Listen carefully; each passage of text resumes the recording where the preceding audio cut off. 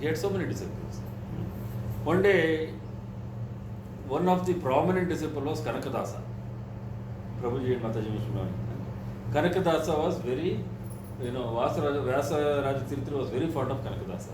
He was from a Kuruba family, those who tend to sheep, he was from a lower class, Kanakadasa. But Vyasatirtha was very fond of him. So all the other Brahmana disciples, they became very jealous of this Kanakadasa. So what they start doing, they always would go and complain. They would always try to, denigrate him. So one day Vyasaraja Tirtha decided we have to put a stop to this. So what he did, he called all his disciples. He told them, now I am going to give you one banana to each of you. But you have to eat it in a place where nobody is seeing you. And then come back tomorrow and tell me what is the result of your activity. So each one was given one banana. So they all went. One person went, he hid inside the toilet and he ate the banana there. Because nobody will come, he had closed the door. Another person went to the top of a mountain. Nobody is seeing me. Okay, now he is followed the banana. Like this, so many people did so many things. And next day, Vyasaraja Tirtha called all his disciples. All of them came. One fellow said, Sir, I ate the banana in the toilet. Another said, I went to the hilltop. Nobody was observing. Another said, I went to the godown. Nobody was there. I ate it. But at last Kanaka's turn came. Kanakadasa was holding the banana in his hand. Then Vyasaraja Tirtha asked him, why you didn't eat your banana? I had told you to eat it. No?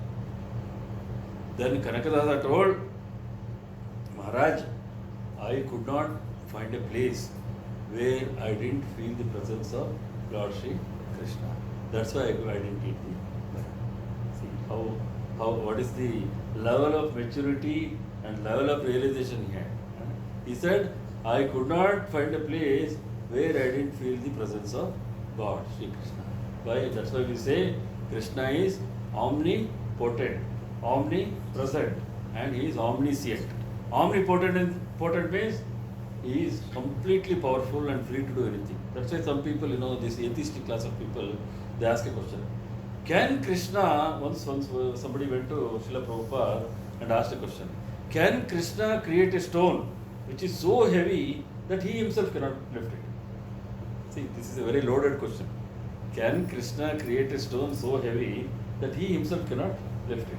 And if you try to answer it, it will be a very tricky situation.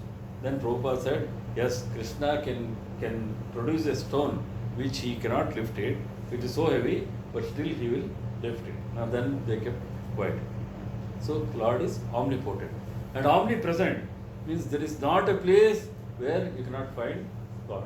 He is there. You know the story of Prahlad Maharaj. Hiranyakashipu asked him, is he present in this pillar? Is he present in this pillar? Yes. Then he hammered the pillar with his mace and there came Narasimhadev Bhagwan. So God is omnipresent. And God is omniscient. Means there is nothing the God doesn't understand.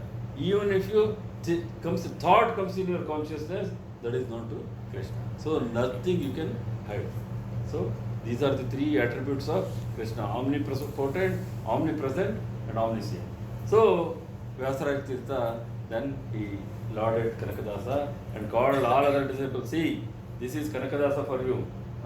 He was feeling the presence of Krishna all the place. Whereas you thought that Krishna is not in the hilltop, or not in the toilet, or not in the godown, you thought Krishna is not there. But Kanaka's realization is perfect. So why I am saying this? Where was I? I lost track of what I was telling. Yeah, God is omnipotent, omnipresent, and omniscient. And why did I give the story of Kanakadasa? Nalakuvar and Manigriva, yes, they were the spoiled brats. What happened? I was telling you, you cannot break the rules of God. You cannot break the rules of God. You may think that, just as the state of Bahrain has rules and regulations, the cosmic government headed by Krishna also has rules and regulations. Please be careful. Every action has an equal and opposite reaction. This is Newton's which law? No. Third law of motion. Newton's third law of motion. Every action has an equal and opposite reaction. So please be careful.